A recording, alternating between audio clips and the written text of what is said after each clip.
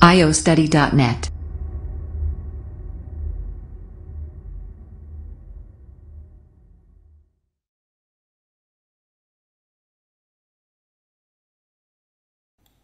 Hello everyone, this is Danielle, and in this video for English grammar we're going to talk about the grammar rules for using in, at, and on, place in the second round. So as you can see here in the mind map, we have three things to talk about.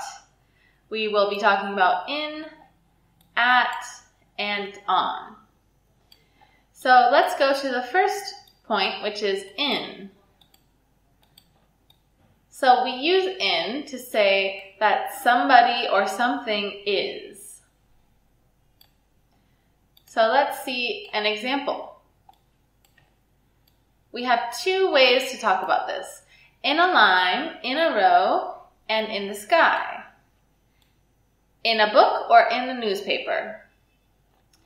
So let's see an example. In a line, in a row, or in the sky.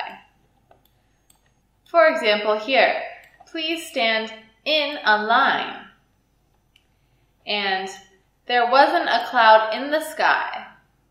So as you can see here, in both of these sentences we used in a line and in the sky. We can also say in a book and in a newspaper. So here are two examples. First, have you seen this article in the newspaper? And second, I've seen that picture in a book before. So in both of these, we're demonstrating the use of in by talking about a newspaper and in a book. Okay. So now let's talk about at. So how to use at correctly. We use at to talk about at the front or at the back of a. For example, the garden is at the back of the house.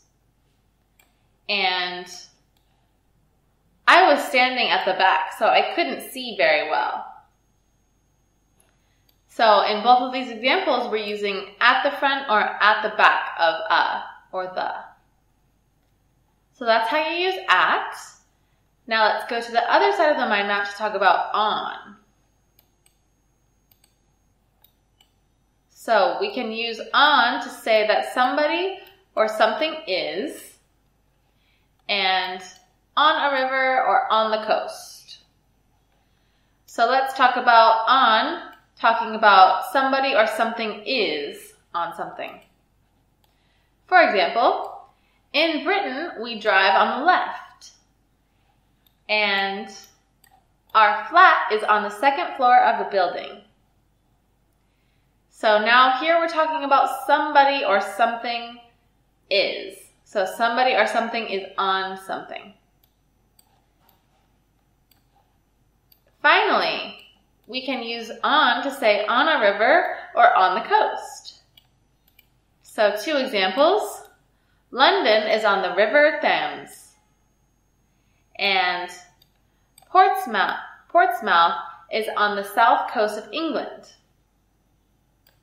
So in both of these examples, we're talking about these things being on a river or on the coast. We're using on. Okay, so there is your completed mind map for using in, at, and on when talking about places, number 2. So you can always come back to this mind map for your reference, read it as much as you need, and once you feel comfortable with it, you can click here to find the outline.